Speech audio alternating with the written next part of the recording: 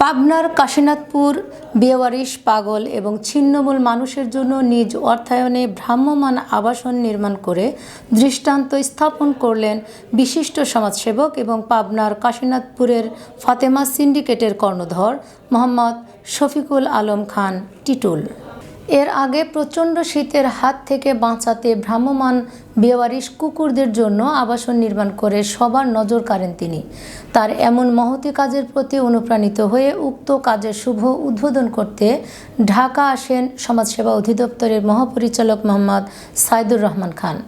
শনিবার দুপুরে পাবনার কাশীনাথপুর ফুলবাগানে উক্ত কাজের শুভ উদ্বোধন করেন তিনি। পরে সাংবাদিকদের সাথে কথা বলেন ঢাকা সমাজসেবা অধিদপ্তরের মহাপরিচালক মোহাম্মদ সাইদুর রহমান। এ সময় তিনি এমন মহতী কাজের জন্য টিটুল খানকে ধন্যবাদ জানান এবং সমাজের প্রতিটি মানুষকে এ ধরনের কাজের প্রতি অনুপ্রাণিত হতে আহ্বান জানান। সমাজ সেবার অংশ হিসাবে এই অঞ্চলে আর কি করার পরিকল্পনা আপনার মধ্যে রয়েছে? ধন্যবাদ। আমি ইতিপূর্বে ভ্রাম্যমাণ বেওয়ারিশ কুকুররা যাতে শীতের কষ্ট থেকে কিছুটা পরিত্রাণ পায়, এর জন্য আমি তাদের জন্য অস্থায়ী আবাসস্থল নির্মাণ করেছিলাম। এরপরে আমি দেখলাম যে আসলে অনেক পাগল শীতের মধ্যে কুয়াশার মধ্যে তারা বিভিন্ন বারান্দায় বাস স্ট্যান্ডে তারা শুয়ে থাকে। তখন আমার মধ্যে একটা চিন্তা আসলো যে ব্যাপার, আমি যদি নিজের উদ্যোগে যদি একটু আগায় আসি, তাহলে তো অন্তত এই শীতের কষ্ট বা কুয়াশা এইটার থেকেও অন্তত আমি কিছুটা তাদেরকেও হলে আমি সাপোর্ট দিতে পারি। আসলে এইটা থেকেই আমার যে ব্যাপার, তাহলে এটা কিভাবে করা যায়, তখন আমি অনেক চিন্তাভাবনা করে দেখলাম যে ব্যাপার, একবার চিন্তা করলাম কাঠ দিয়ে তৈরি করবো কিনা, পরে দেখলাম না, এটা বৃষ্টিতে পচে নষ্ট হয়ে যাবে। তখন আমি এইভাবে এই জিনিসটা করার আমি ব্যবস্থা করেছি।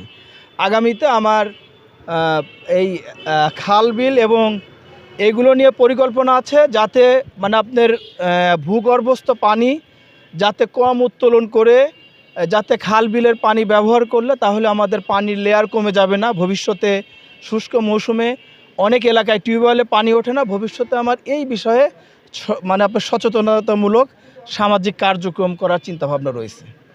ধন্যবাদ। বিসমিল্লাহির রহমানির রহিম। শুরুতেই পাবনা কাশীনাথপুরের প্রেস ক্লাবের সাংবাদিক ভাইদের স্বাগত শুভেচ্ছা জানাচ্ছি।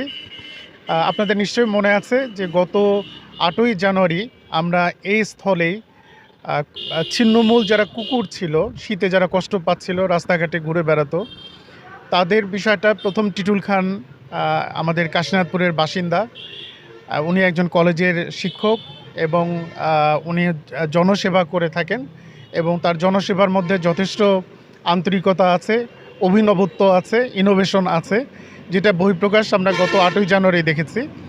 যে কুকুরদের জন্য তাদের উপযোগী করে বাক্স তৈরি করা হয়েছিল এবং সেখানে তাদের আশ্রয়ের ব্যবস্থাও করা হয়েছিল। এটি গোটা দেশে আপনাদের মাধ্যমে যদি প্রচারিত হয়, তখন এটি একটি আলোচিত বিষয়ে দাঁড়ায়। আমি মন্ত্রণালয়ে বিভিন্ন জায়গা থেকে এই বিষয়ে তারা আমাকে উৎসাহিত করে এবং টিটুল খান সম্পর্কে অনেকেই জানতে চায়। আমরা খুবই আশাবাদী যে বাংলাদেশে এইরকম সমাজসেবী যারা আছেন, তারা যদি ব্যক্তিগত উদ্যোগের সামনের দিকে অগ্রসর হন, তাহলে আমরা সমাজের চেহারা পাল্টে দিতে সক্ষম হব। আমি সমাজসেবা অধিদপ্তরের মহাপরিচালক।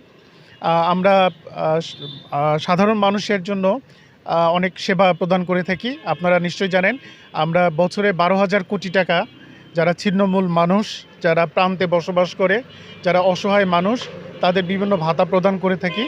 আমরা 12,000 কোটি টাকা 2 কোটি মানুষের মধ্যে বিতরণ করে থাকি। তো সেখানে আমরা মানুষকে এই সেবা দিতে আমাদের কার্যক্রম এবং আমাদের বাজেট শেষ হয়ে যায়।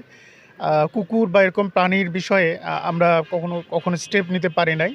তো টিটুল খানরা আমাদের চোখ খুলে দিয়েছে। শুধু মানুষ না, কুকুর প্রাণী তাদেরও দেখার বিষয় আছে সরকারের, এবং সাধারণ মানুষেরও এই বিষয়ে তৎপরতা দরকার, সচেতনতার সৃষ্টি করা দরকার। এই বিষয়টা প্রমাণিত হয়েছে। আজকে আমরা যে কর্মসূচিটা এখানে উদ্বোধন করতে আসছি, এটাও অভিনব এবং এটা অত্যন্ত মানবিক একটা কর্মকাণ্ড।